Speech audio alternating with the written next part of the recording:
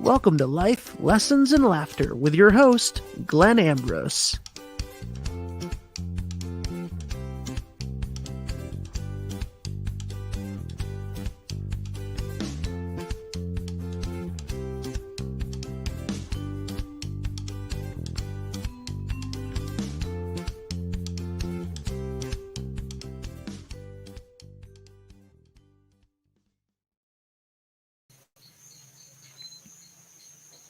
Hello, everybody.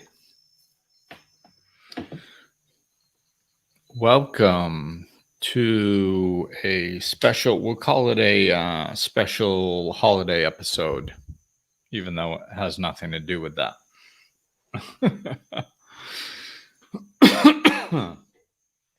Excuse me. So, how's it going, everybody? Hello, hello. Comment, say hello. And let me know about this new camera. It looks sharper than my old one to me, but I'm wondering if it looks sharper to you guys. Because I actually paid for a nice camera that I used to use. And then this one came on my computer and I'm like, I think this one's better. So yeah, say hello. Let me know how you're doing, where you are, as we wait for people to join us.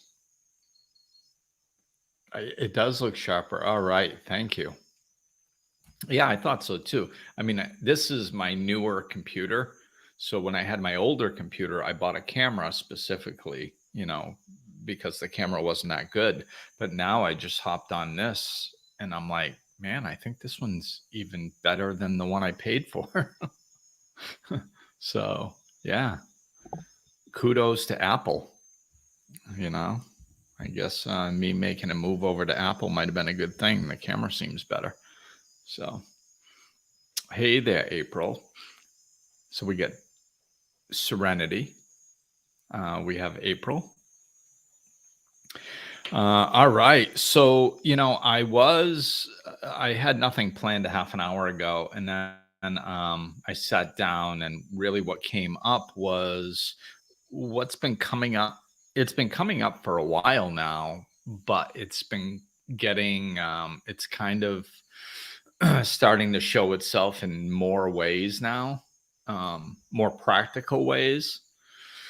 So I think, it popped right in as soon as I started debating topics. So I'm going to go with this one. And really, it's about grounding, but it's not about grounding in the same way that we usually talk about grounding. I mean, there'll be some similarities, but there's some more information that's coming in that's making it clearer how to do it and why it's important and all that stuff. So it kind of coincides with what's happening in the spiritual shift right now. Like what we're being called to do is really anchor into our spirituality deeper, really live our spirituality more, not just dabble around with it and play with it, but actually stand in it as a completely new way of being. I mean, I've been living this way for 18 years to the best of my ability. And of course, in the beginning, I took off. I was kind of flying all over the place. I almost couldn't talk about anything other than spirituality. And then, but then, there's an aspect of when you're waking up spiritually, there's an integration process that happens into your regular life. And sometimes, sometimes it's kind of like there's two of us. There's a spiritual self that's all excited and finding meaning and new perspectives, and it's very exciting. But then we don't know how to bring that into our normal life, especially with coworkers and family and stuff like that. So that sometimes we'll kind of act like there's two of us, and then over time we start integrating it a little bit more and getting more comfortable with it. And then, usually where there's little, I mean, we still play roles. I mean, we're always going to play roles. When I'm talking to my son, I mean, it's less now that he's an adult, but when I'm talking to my son, it's more from a fatherly perspective. When I'm with a woman in a romantic situation, then that's that's a completely different situation than if I were talking to him or talking to my family or talking to one of my friends. So we're all going to play different roles dependent on the situation we're in at that present moment, but we can integrate our spirituality into it. So it's kind of like we're we're basically a spiritual being having a human experience, and we're playing these roles, and there's an aspect of our spirituality in each one of these roles, so it's not so separated. So that's what I've seen. I went through it. I've seen many people go through it, but now it seems like we're taking this deeper. And I've been saying for a long time now, for a couple of years, that it's really about anchoring into our spirituality and standing in it. um, and this is a version of that. So the grounding that I'm talking about is anchoring into, hey Sarah, the grounding that I'm talking about is kind of the best way to describe it is getting back into our bodies. Because if we're thinking about, for clarity's sake, I'll compare it to other options, right? So, like when we're out dealing with normal life, like societal life, work, if it's not in a spiritual arenas, usually, paying bills, running errands, just everyday normal life. And the unconsciousness of society is a good reflection of this, that we're very much in our heads. It's all mental, it's all intellectual and mental. And it's just, we're caught up in there, and there's a speed to it, and it's going too fast. And, so I think most of us are aware of that. So it's like, you know, that's not what we want. So like I said, I'm giving you the other options. So like this, Buddhist teachings do this a lot, um and with good reason, because sometimes when you see what something isn't, then you can see what it is. Like Taoism does it too. It's, they talk about the Tao is the path or the way. um it also can be interpreted as the Tao is God, or spirit. But so when they talk about the Tao, they say if you can name it, that is not it. And like I said, Buddhism does that a lot too. So I'm kind of borrowing a little bit from that mentality and going, okay, we're caught in our heads and it's very intellectual. That's not it. Okay. And then even when we really get connected spiritually, like if we go, I mean, we can do it ourselves in like a deep meditation, or if we go to a sound bowl healing or a drum circle or a medicine retreat, or lots of different spiritual things. What's their purpose? It's really to connect us spiritually. Right. So that is oftentimes, and I'm not, that is oftentimes too airy. It's too out there. And I'm not saying it's too out there in a way that like you shouldn't do it. I'm saying that that's not the end game. That's why it's too out there. It's just, it's wonderful to bring that stuff. But if there's one thing that people in the spiritual circles do too much of, or don't do enough of, is its integration. So a lot of times these people will go to all these events and do all these things, which are very wonderful, and you can get amazing information from them. You can connect very deeply through them and all this stuff, and it's all this wonderful. But then when they come back, they kind of never integrate it into their bodies. They never integrate it into their human experience. and that's, if somebody does make a mistake in those things, that's usually the mistake. Not all people make that mistake. Some people go experience these things and then integrate it afterwards very well, and that's what we should be doing. So but the spirituality, spiritually, if we're going to make a mistake, it's when we get too far out there, or if we get out there and then we come back to reality and we don't integrate it, right? So that's what we can be doing wrong, in spiritually speaking. And then in societal speaking, we get too caught up in our heads. So we have the airy, spiritual, and then we have the intellectual heads. But the body, if we come back into the body, that's where we can really anchor in. That's where we can ground. That's where we can find stability, and that is what we're trying to do. So, this whole spiritual, why are we waking up spiritually? What does that look like? It's integration. It's integrating the spirituality into our human experience, and we can do that. We have to stay anchored into our human existence to do that. We can't be lost in our heads, and we can't be floating around the clouds, dancing around with spirits. Like, neither one of those are it, because one is too societal, it's too earthly and dysfunctional and whacked, and it doesn't do anything for us. And then the other one is too spiritual. We're not like, this spiritual shift is not for us to float around above a pillow all day. Like, that's not the point of it. How does that help society? How does that save the world? How does that create a new way of being if everybody's just sitting there, home, all day like that? That doesn't change the world. I mean, it's helpful from a vibrational frequency perspective, but the point of this is to integrate our spirituality into our humanness, and we need to stay grounded in order to be able to do that. And this is, specifically what I've been being, given more information on lately.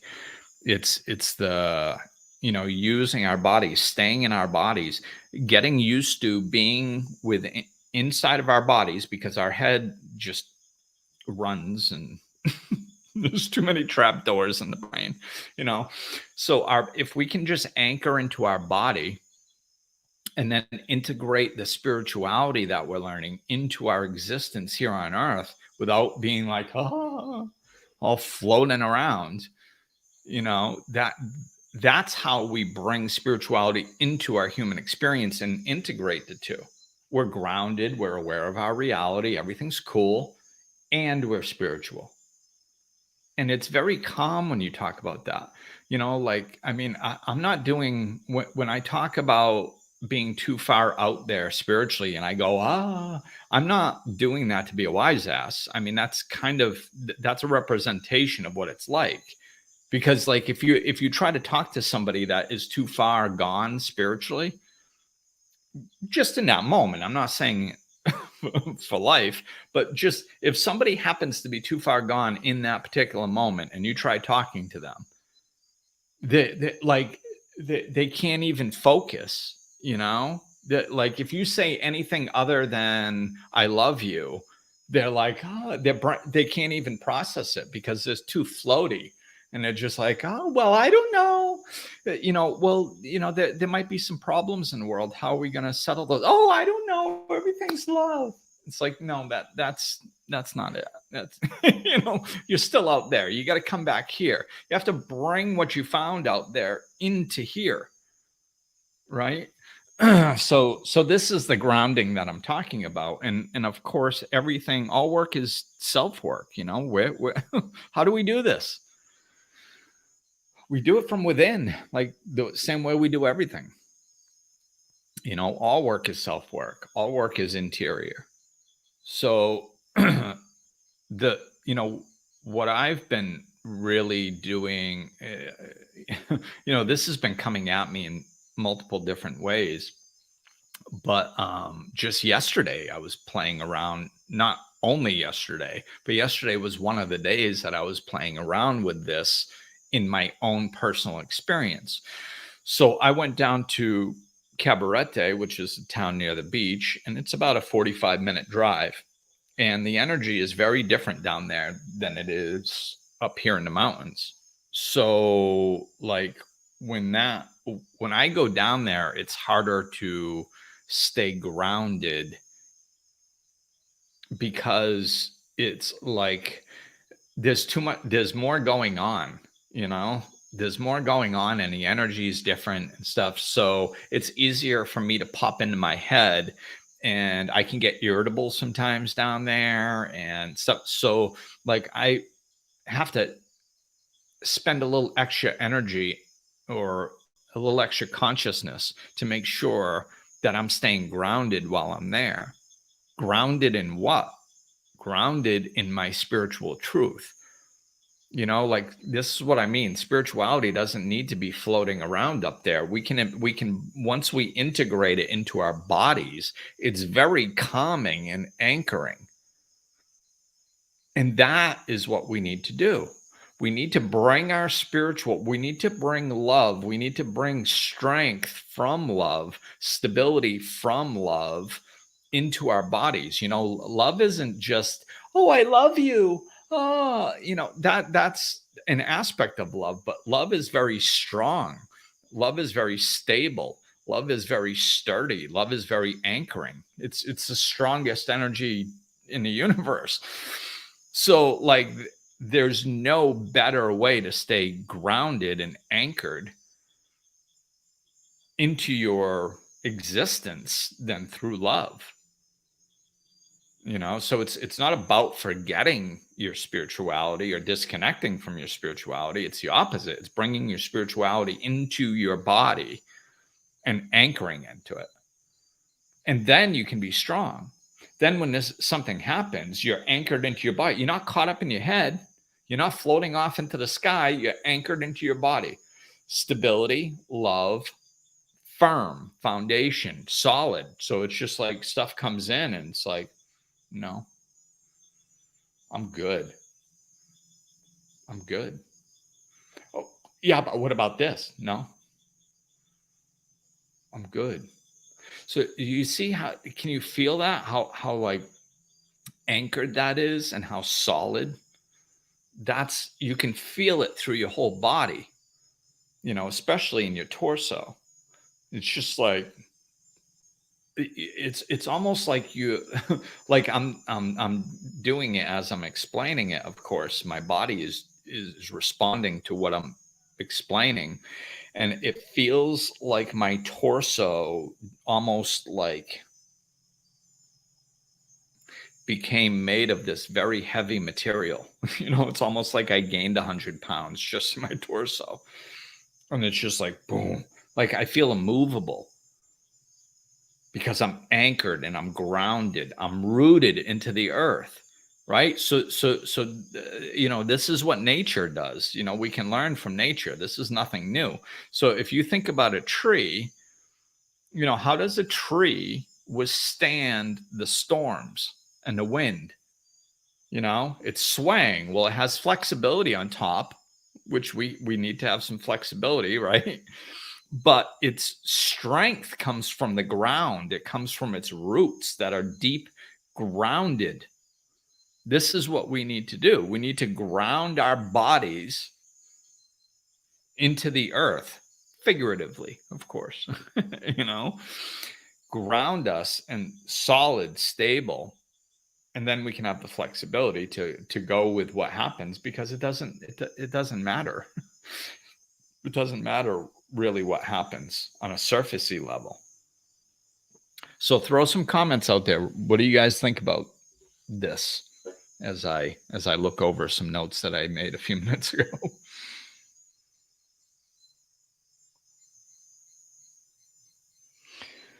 Yeah, we're more in control of everything. When we're grounded first, we're more in control of our thoughts, because that is not the source of that's not the thing in control. If our brain, our intellect, our if that's what's in control and interacting with reality first, we can go down rabbit holes. We can go all over the place with that because we don't really have that much control over our minds. I mean, even people that live consciously, there's, we get sucked into unconsciousness at times too. And even if we're not, I mean, we can just go down intellectual paths that aren't necessarily bad or anything, but we can get lost in our intellect because it's such a large portion of how we're used to interacting with things. So then we start thinking that our thoughts are us. If we're too identified with our thoughts, it's like, oh, well, I thought that, it must be true. It's like, no, it's just a thought. You're not your thoughts and you're not your emotions. And that's the other thing that this helps us with. If you're grounded in your body, then emotions can come up. Like you can still feel emotions, but they don't knock you all over the place. If you're grounded, you'd be like, oh, I'm feeling sad. I'm still solid. I'm still okay. But there's this emotion of sadness that's kind of I'm experiencing at the moment. Okay. Which is fine. You can experience that. You can look into it, see why it's there. You can see if you want to reframe something so it doesn't make you sad anymore. Well, I'm not going to go into this, but I'm just going to say it briefly. That's something that a lot of people don't know they can do, is reframe things. Like it's, so many times people like, well, I'm going to do something in the future and that's going to be sad.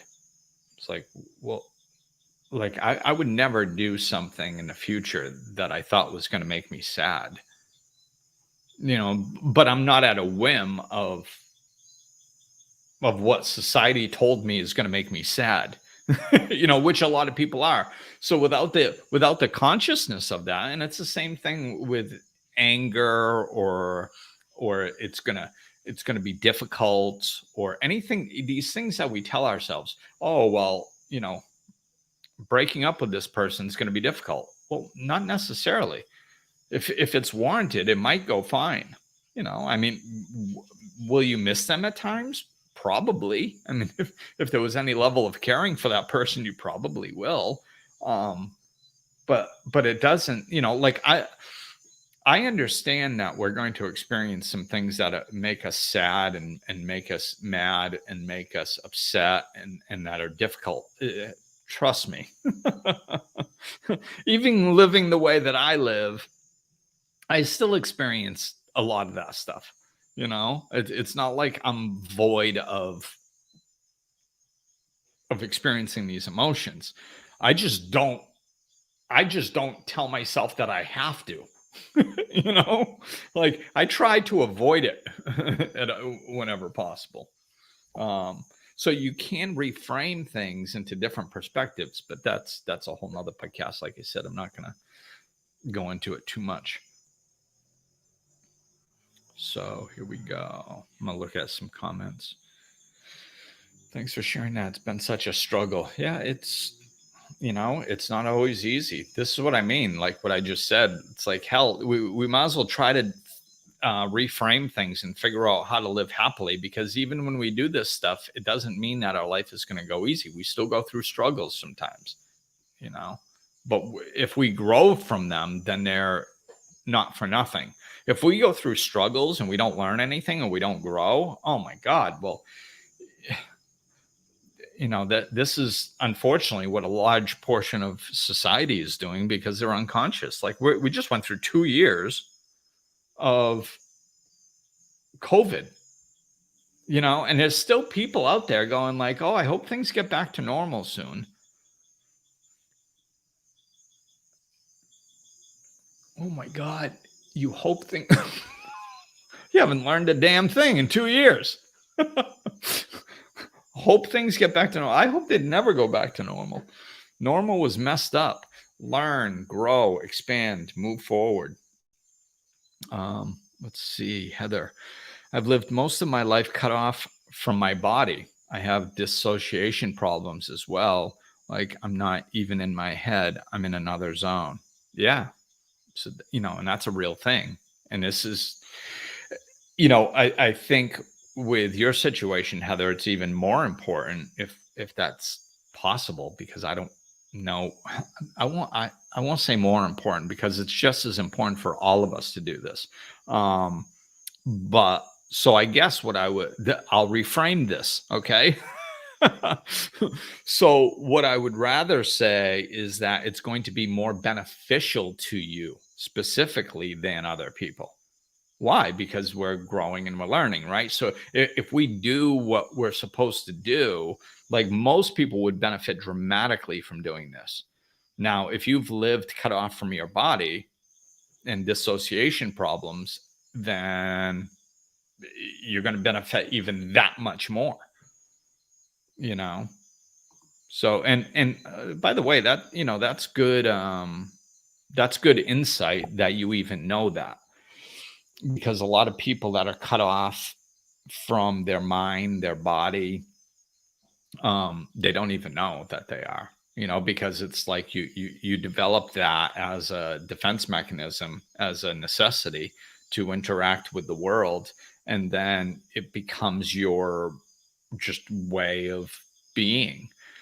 So a lot of people that do that don't even know they're doing it. Like I've had those conversations with people, where like it's so obvious that they're completely outside their body, they're just completely cut off, and you're like, oh well, yeah, you just need a little more practice to get back into your body. And they're like, I'm in my body. Like, oh, you don't know. Oh, okay. Then you got to figure out, like at that point, it's like, you kind of like, well, what I do is I just pause for a moment and I just kind of scan, like, are they going to be able to follow this? And if I get a no, then I just kind of change the subject or something. If I get a yes, then it's like, oh my God, this is going to really help them, and then I'll explain it more. And that happens in casual settings I'm talking about. I mean, if it's with a client, that's a completely different story, but that's always solution based, whether they know.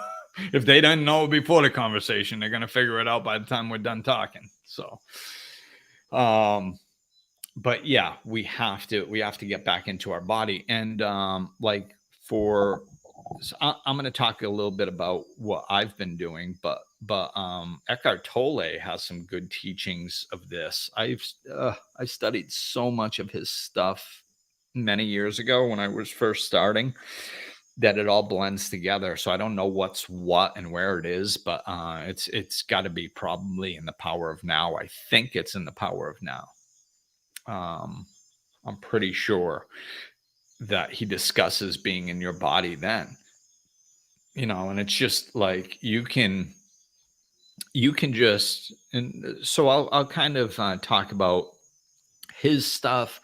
Actually, his girlfriend or wife, I'm not sure what if they're married or what their deal is. His partner, Kim Eng, she puts out some stuff on this as well.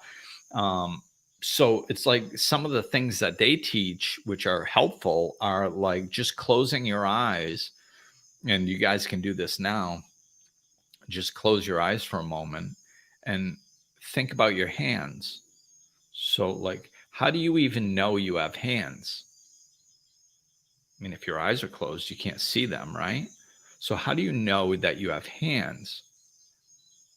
And if you pay attention, what you find out, oh, I'm getting a confirmation bell right here. Do you hear that, guys? That's my random bell that goes off. It's going to go off one more time.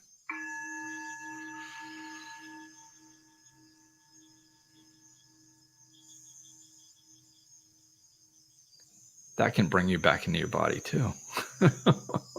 I love that. So yeah, how do I know that I have hands? If your eyes are closed, if you pay attention, that you can feel them. You can feel a sensation in your hands. There's like an aliveness there. and a warm energy feeling there, right? So that's your awareness going into your hands. And then you can work your way up. Like, how do I know that I have forearms and upper arms and shoulders? How do I know that I have a heart? How do I know that I have a torso? Just put your attention into your body.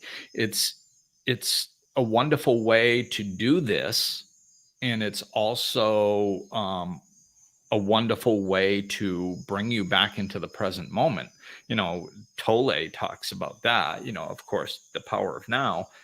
So, like, he uses this as a tool to bring you back to the present moment, which it does, but it also helps you inhabit your body, and you can just spend time in your body, spend time feeling the sensations.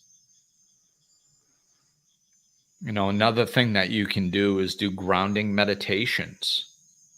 These are important, especially right now, because like with the spiritual shift happening, the waves of energy that come in are woof. I mean, they're powerful, and they can knock you around. They can knock your emotions around. They can knock your thoughts around. The vibration on Earth is getting higher. So like that can be, especially for those of us that are sensitive, it's like, oh my God, like everything can be heightened, like you're a raw nerve. Like we're sensitive beings, and we're sensitive and to vibrations, and higher vibration. It's like, whoa, like we can feel that stuff. Whereas other people that are just, disconnected from any type of spirituality probably aren't feeling that. Or if they are feeling things, that they could get knocked around, but they'll be completely unconscious that it has anything to do with energy, or it's even out of the ordinary. They'll just blame it on life situations and stuff. Oh, well, of course I was crazy. I got into a car accident. It's like, well, not really. You actually got into the car. You were crazy before the car accident. You just kind of forgot that because you're trying to rationalize in an intellectual way why you got all messed up. So you want a physical action to have caused it because that makes more sense in your mind, But actually, they were like crazy for 2 days before the car accident, But the people that are more spiritual, you're going it's adjustments. I mean, I don't want it to sound bad. It's a good thing. It just takes a little adjusting. That's all. But when we adjust and we match that vibration, it's cool. Like, and that this is what we need to keep doing. It's very important. This is why we need to stay grounded and integrate. Grounded and integrate. Grounded and integrate. This is what we have to constantly keep doing, because the vibration keeps rising and rising and rising, and we need to keep our feet on the ground. We can't getting tossed all over the place. I mean, people literally end up in like mental institutions. I mean, that can happen if you don't stay grounded. I mean, of course it doesn't happen that often, but I've seen it happen, like we have to stay grounded and stay in our bodies and integrate the new vibrations and the spirituality and integrate what we're learning into our lives. So grounding meditations, you can Google grounding meditations. Of course, you can go on an Insight Timer, grounding meditations. So, some of the meditations will do it through nature, kind of picturing yourself grounding. So all this stuff you can do yourself, of course. So like picturing yourself growing roots down into the earth. You can do that yourself in a meditation. You can picture picture the color red, because that's your root chakra, right? So we want our root chakra really effective and working well. So you can go in and visualize your just the color red, your root chakra.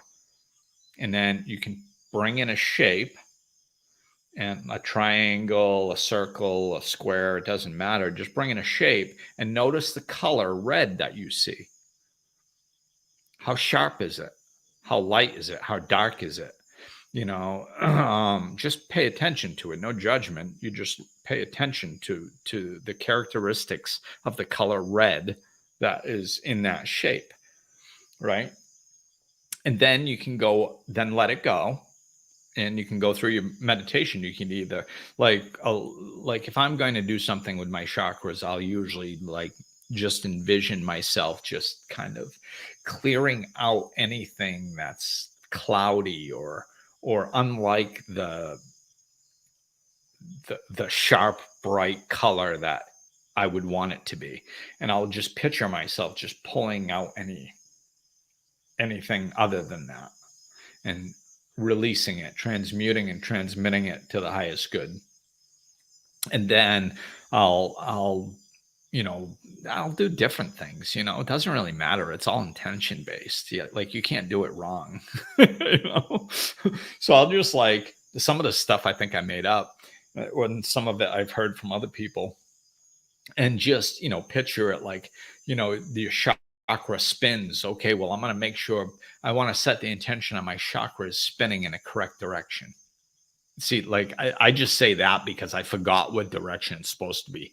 It's either clockwise or counterclockwise. I can't remember. So I just go, hey, I set the intention that it's spinning in the right direction, whatever is in my highest good.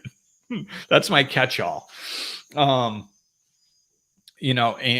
that my root chakra is opened to the level that's in my highest good at this time in my life. I say it like that because it's like I don't know I'm not the universe. I'm not God. I don't know what's in my highest good. I don't want to go wide open my root chakra, and then all of a sudden I'm wide open, and it's like and everything that happens is like knocking me all over the place. No, just set whatever's in my highest good, set it to that rate. Thank you. And then you can do this type of stuff, or put your awareness inside your body. Do whatever the hell you want with the intention of strengthening, of grounding or rooting, or clearing out your root chakra, whatever. And then after your meditation, before you stop, you just bring in the color red again, bring in the same shape, and then look and notice if it's a different color at the end of the meditation as it was at the beginning. And it should be, because it's all intention based. So of course it's going to be. You're in control of your own reality. So that's stuff you can do to ground. Also, look up grounding, earthing. The earth is wonderful for this. We're getting a lot of rain here for a couple weeks, and one of my things is to go down to the river. Like when I lived near the beach, I could walk the beach all the time in my bare feet. Wonderful grounding.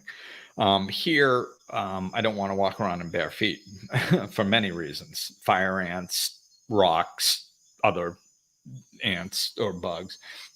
So I don't walk around barefoot very much here. So I like going down to the river because then I can jump in the river and I can swim around. I can touch the bottom with my feet, or my hands, or just the water.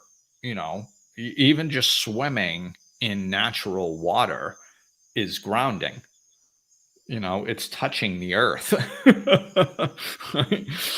So I can ground doing that, and I hadn't been doing it because all the rain. Because not only is it really not fun going down there in the rain, and it's a little bit of a muddy slip when it's raining, but the other thing is the rain. If we get a lot of it, it will muddy up the rivers. So now you're jumping into this water that's not beautiful and clear like it usually is, and all the sand got and the mud got churned up, so it's like this light brown color, which is really not enjoyable to swim in. So I didn't do it very much. And I went down a few days ago for the first time in a couple weeks, and I was like, "Oh my god, I hadn't been grounding enough." It felt so good to get back in there and just ground. So now I'll also just go out and lean up against a tree. Put your hands on a tree, and just lean there and just talk to the tree.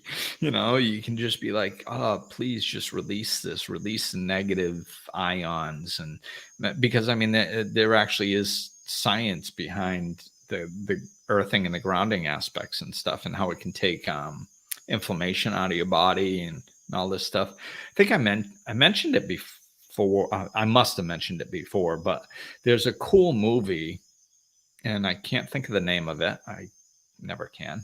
Um, but just Google earthing.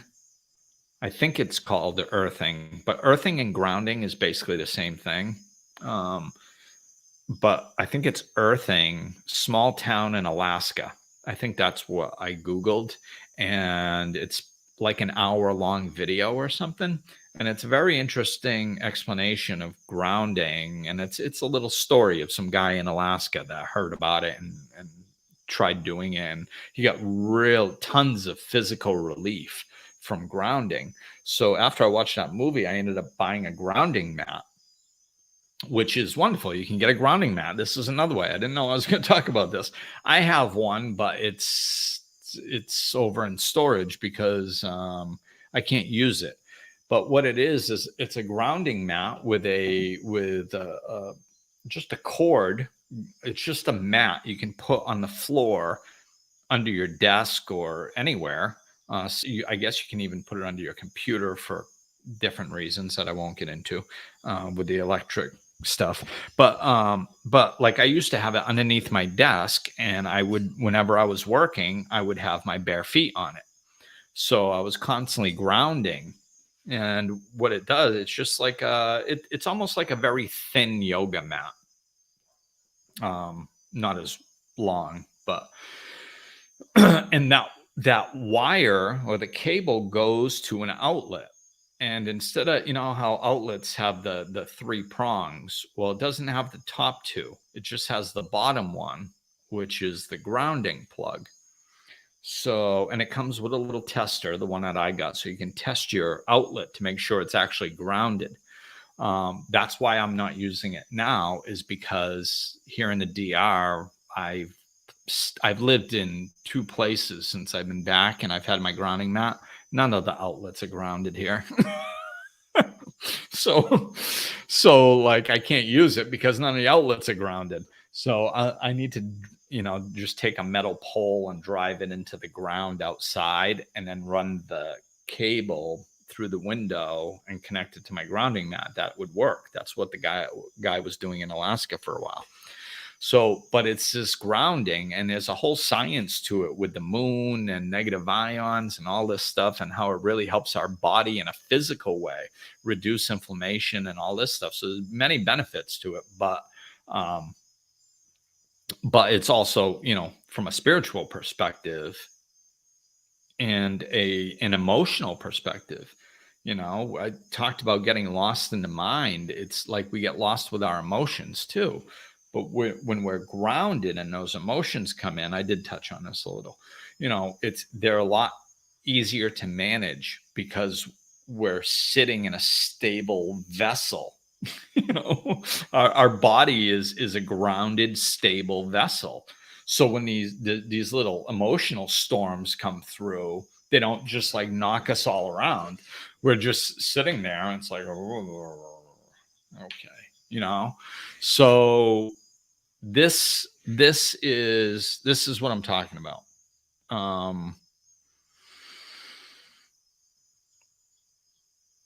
Yeah. So like, when I was going down to Cabaret yesterday, I was paying attention. Like, where am I? Am I in my body? Am I grounded?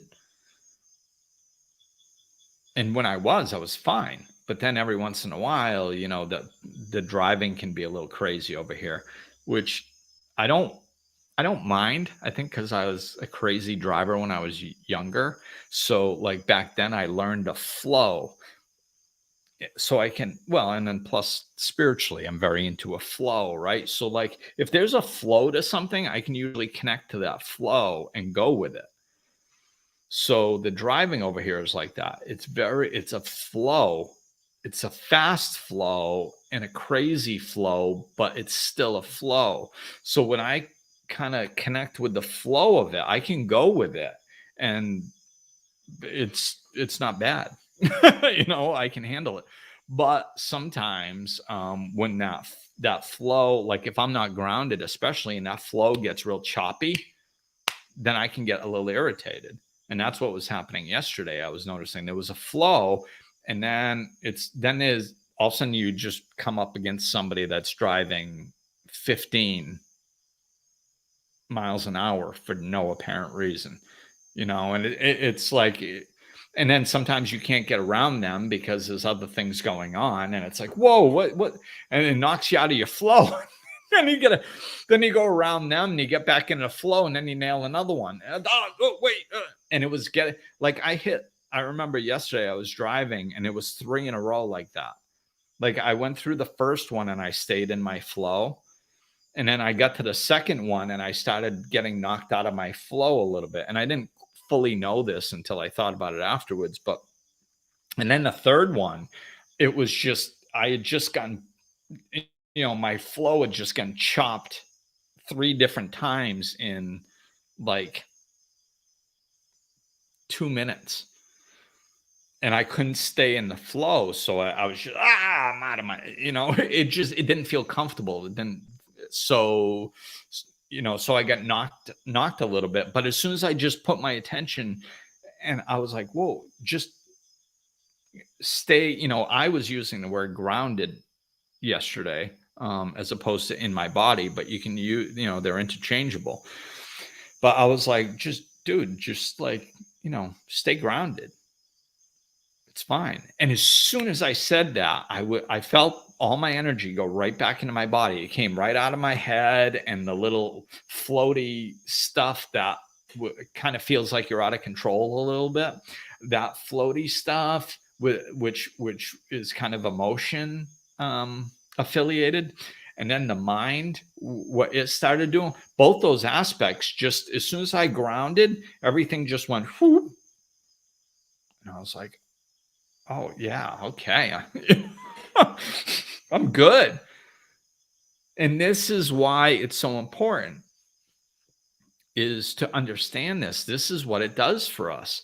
If our mind starts going, or our emotions start going, or we even get too flighty in a spiritual perspective, and it's really not that benefit.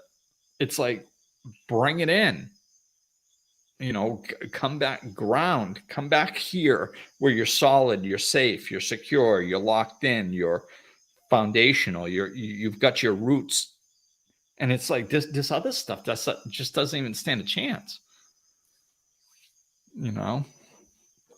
So yeah, nature is a huge way, which I just saw Karen post something, which I'm gonna click on. So, because I know she was studying this. Before I went to school to be a forest therapy practitioner, yeah, I knew she had gone to school for that. The teacher had read Earthing by Clint Ober, which introduced me to this ground. I use grounding pillowcase. There you go. Grounding is something we were doing without even knowing it when we were young, always walking barefoot. We are provided everything we need, free magnetic energy from the earth. So cool. This is exactly what I was talking about. So one of the things that that Karen read was Earthing by Clint Ober. So, you guys can look into that too. So, yeah, we are, it's, when we think, it's like something that's been popping into my head a lot lately is that, like, we don't, it's a dichotomy, like a lot of things are. It's a dichotomy that, like, in one way, we don't understand how new our problems are. In another way, we don't understand how old they are. So we don't understand how old they are because we've been living egoically for tens of thousands of years. This is nothing new. We're just reaching the pinnacle where we're going to kill ourselves off as a species at this point. Like, this is why the spiritual shift is happening, because it has to. We A species evolves when it needs to. We are coming towards the end of this dysfunctional paradigm that we've been living in for thousands of years, tens of thousands of years. When you're running around just killing a whole, like group of people t- to to own their land and enslaving them and stuff, like, that's whacked, man. That is egoic to, this was happening tens of thousands of years ago. So, like, this is nothing new as far as the dysfunctional way of living and the egoic running, our minds and our decision making and all that stuff. That's very old. But why has one of the things that has helped it pick up speed, especially in the last couple hundred years, is society. And the ways society has changed. We don't use our bodies. Why is there a gym on every corner? Because we need one. Like, that's why. Because we don't use our bodies anymore. Like, so our bodies are falling apart because we don't use them. The food that we eat is genetically modified and messed up. So, like, we have to make up for this stuff in ways, because up until maybe 100 years ago, most of this stuff wasn't the case. I still see it over here in the DR. It's like taking a step back in time, because most of the people over here, there's not half the obesity over here than there was over there. And it's not just because of the poverty rate. There's a large aspect that these, or I mean, I guess depends on how you look at the poverty rate. But, like, poverty, i.e., a lack of food, of course, plays a part. But the physical activity is completely different. I mean, people actually physically do things over here still. They still do their laundry by hand, a lot of them, and they still go down to the river and carry water up, a lot of them. A lot of them don't have electricity in the mountains. There's, like, it's a different lifestyle where people are actually using their bodies to do things more. So we have that aspect. But the what made me think of all this was that, like, people we literally can go 10 years without touching the earth because we always have shoes on, right? I mean, like I said, even me up here in the mountains of the DR, I have to make a conscious decision to ground because I'm not walking around barefoot. A lot of people here do. A lot of people here still. It's amazing to me, man. I watched my friend's sister walk down my driveway here, um, several months ago, and I still remember it. I just happened to look out the window, and she's walking to her aunt's house, and she's like 17 and barefoot. And my driveway is all rock, and it's sharp rock. It's like, well, it's not quite as sharp as coral, but I don't know what the heck it is, but it's very sharp rock. And she's just walking down barefoot, not even a thought. It's like their feet, their feet are like leather, man. A lot of them, they can walk on amazing stuff. It's very interesting, and that takes time. I was actually doing it down by the beach, because, like, there's certain parts of the beach where it's all rock, coral rock, where you can't walk on that stuff because you'll just dice your feet open.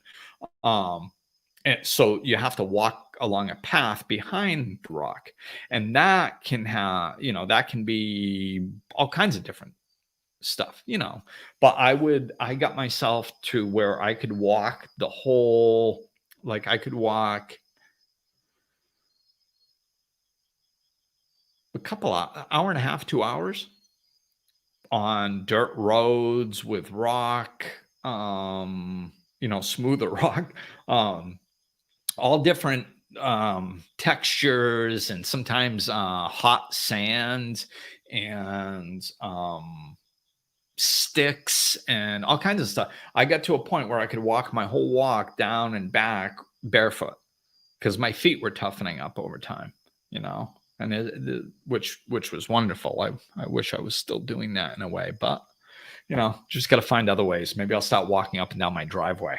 But my point is that we are out of touch with the earth, and we need to get back in touch, earthing, grounding, getting back into our bodies, and feeling the stability there, and bringing our spiritual lessons out of our intellect if we've learned them intellectually, and out of the ether if we've learned them experientially, like through sound healings or whatever other experiences we can have, and integrate them into our bodies. Bring our awareness into our bodies and feel that. We need to integrate this stuff and practice living it, like especially with the spiritual lessons. Oh, well, I learned that all is love. Oh, okay, that's a nice thought. How are you bringing that into? How can you have to look for a life situation to stand in love, and you don't have to look hard because the universe is going to give you one. As soon as we learn a lesson, the universe gives us an opportunity to stand in that lesson and act it out physically. Why? Because that's how we integrate. That's how we shift our vibration, is we are physical beings that has a vibrational rate. So until we stand in it physically and we act out of love in a situation, now we used to act out of anger or sadness or run and hide or freeze, but instead we choose to act out of love. When we do that, the lesson becomes part of us, and it literally changes our vibration. Then we start vibrating at a different rate. So this is what we need to do. So ground, get back into your body, integrate whatever you're learning. Don't spend a bunch of time taking in spiritual information. We're doing way too much of that. Don't listen to 32 podcasts and read 48 books. Read one and see how you can integrate it into your daily life. It's going to be much more, you're going to get much more out of that than just constantly taking in knowledge. It's, so yeah. And, Sarah, I saw your comment. Reframing is definitely worth its own episode. And I agree with you. I know I've talked about it several times, but maybe it's been a part of a larger topic. So maybe I can just take that out. I'm going to make a note of that. Maybe I'll do reframing soon. But if I do that, I'm going to need examples. So you guys email me some examples, like what you want reframed. This, because as soon as you start talking about reframing, whatever example you give, people go, yeah, okay, I get it. Yeah, but what about this? So, but it's all good. So yeah, email me some examples of what you would like me to use reframing, and I can keep it anonymous. So, so you don't have to worry about that. So, hey, Carl, you're welcome. Yeah, bring it into your body. Ground. This is important stuff right now. Seriously, this is very important stuff. If you don't, I just told you not to do this, and I'm going to tell you again, don't do this. So you just listened to a podcast or watched a podcast on this. And if you only caught some of it, you can go back and listen to the rest of it. But don't take this in, feel better, and then not implement it. It's just a waste of your time. And because you'll feel a little bit better because you just listen to somebody talk about spirituality for a little bit. And that's that's a positive thing. So your body is going to give you a positive feedback. You might feel a little bit lighter. You might feel a little bit more hopeful. You might feel a little introspective in a healthy, happy way. And then you go about your life. Don't go about your life the same way. Bring this into your physical experience. Find ways to actually practice it and do it. Otherwise, you just wasted your time, because you're going to need another patch of spirituality. You're going to have to listen to somebody else tomorrow or 3 times a day or whatever you're addicted to. So don't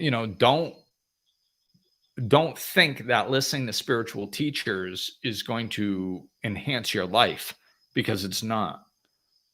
Implementing it is going to enhance your life. Listening to spiritual teachers will just make you feel a little bit better. It's just, but it doesn't do anything. It doesn't last. It's like putting a Band-Aid on a broken leg. It's like feeding your ego. It's like complaining. When you complain, you feel a little bit better about yourself. Right? So you feel a little bit better about yourself when you complain, and then you feel a little bit better. And then you go about your life, and then, well, you got to complain again. Why? Because the way you actually feel about yourself is starting to bubble up to the surface. So you complain about something. I feel a little bit better, because complaining means, I've said this many times, means that you're creating separation when you complain.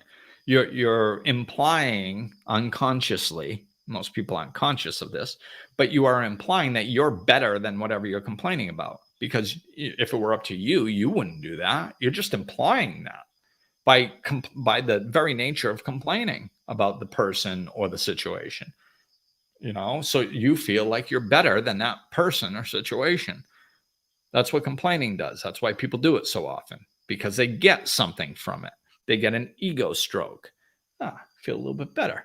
At least I'm not that person or that situation. I'm better than that, but then you have to do it again and again and again and again and again. So it never solves anything. You just put a Band-Aid on a broken leg over and over and over and over.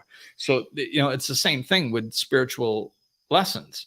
You feel a little bit better because you took in something positive. So you are getting something out of it, but your life doesn't change unless you implement it. It's time to implement. So do it to it. Just like Nike says, right, Karen? Karen's posted that. Nothing changes if nothing changes. Like Nike says, just do it. Absolutely, Karen. All right, you guys. Thanks for paying attention. For those of you who did. Thanks for listening. And I will talk with you soon. I will talk with you next year. It'll be 2022 soon. All right. So thank you, everybody. There's my ending. So thanks. Do your best to integrate, ground, and it will serve you well for sure. Take care. Looking for more? Check out over 200 episodes of Life Lessons and Laughter, or click the link in the description of this episode to connect with Glenn directly.